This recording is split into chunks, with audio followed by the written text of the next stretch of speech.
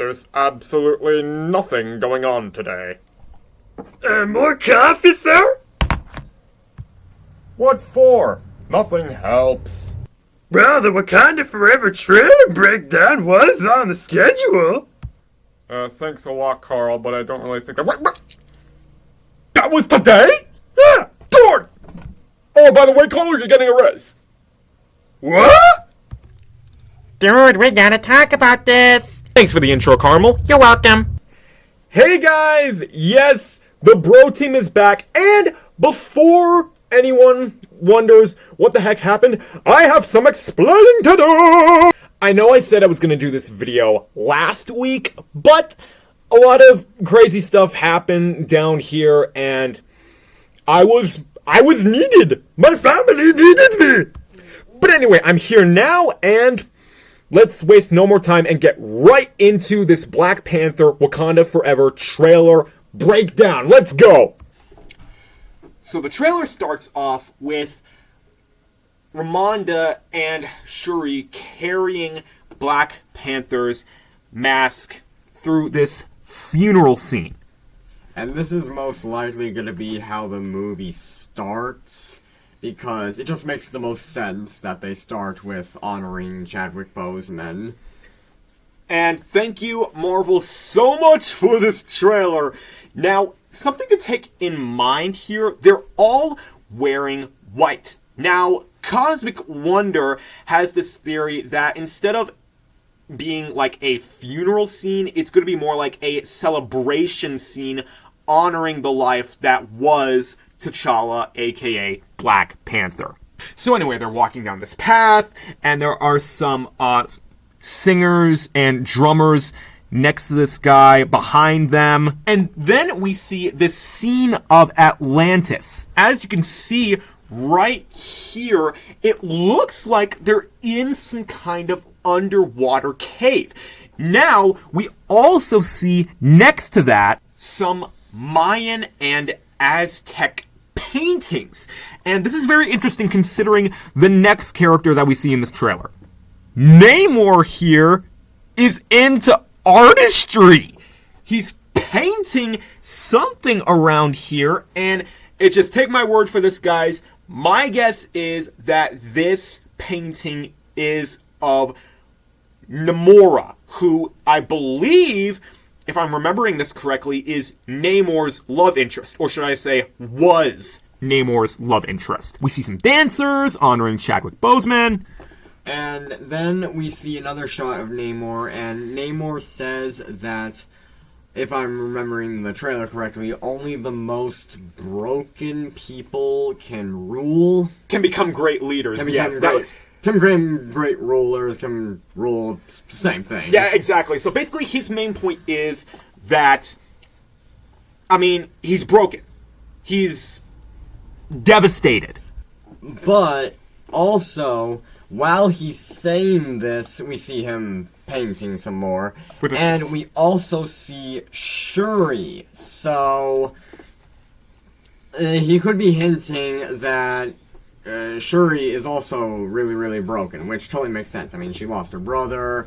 There are theories going around that the Queen is also going to die, and that's going to push Shuri into becoming the Black Panther. Literally, she has to become literally broken and to become a great ruler. And I'm not going to say much about it, but there have also been rumors that she's going to die. But again, I'm not going to go into that whole thing. Anyway, let's just stick with this.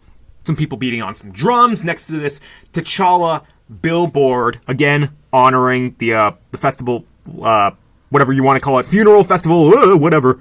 We then see the Atlantean people cheering Namor as he's descending down onto his throne. And, pause, like right here, you can see that on his head is some kind of a crown, and it is a serpent head with feathers. You can kind of see the feathers here. It kind of looks a little bit like Sisu. Yeah, it does, from Raya and the Last Dragon. Only she doesn't have the unicorn horn. Yeah, it doesn't have the unicorn horn. But anyway, this is accurate to the Mayan and Mexican beliefs of the feather serpent god, which is the role that Namor is playing in this movie. Namor stabs the spear into the ground, and Okoye does the same thing just as this scene is happening, and she is in tears because, I mean, the Black Panther is gone.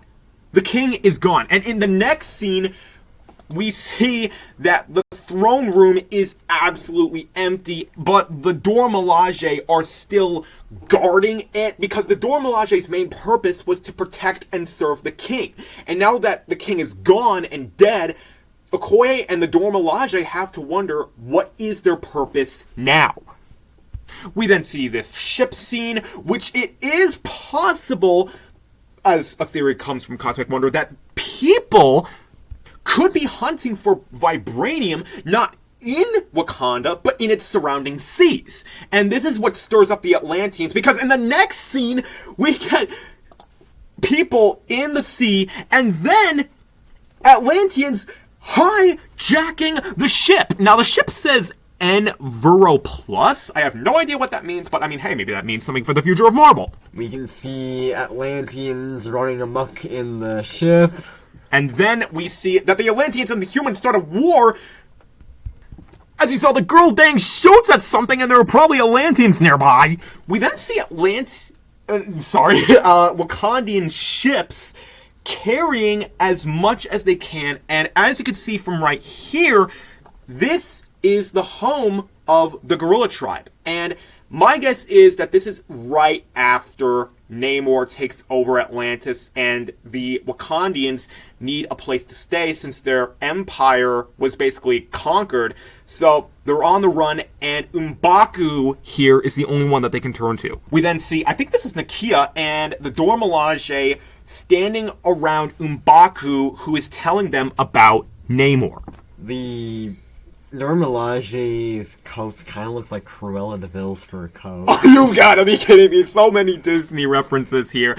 And anyway, M'Baku says they do not call him general or king. They call him Kuku Khan, the feather serpent god. Is that Shuri behind him? No, that's just, I think that's just another Wakandian. I think these are just Wakandian citizens. Oh, I thought that was Shuri and the Queen for a moment. No. It would be cool if it was, though. We then see two people here, and one of them is giving their mask to, I think this is Namor.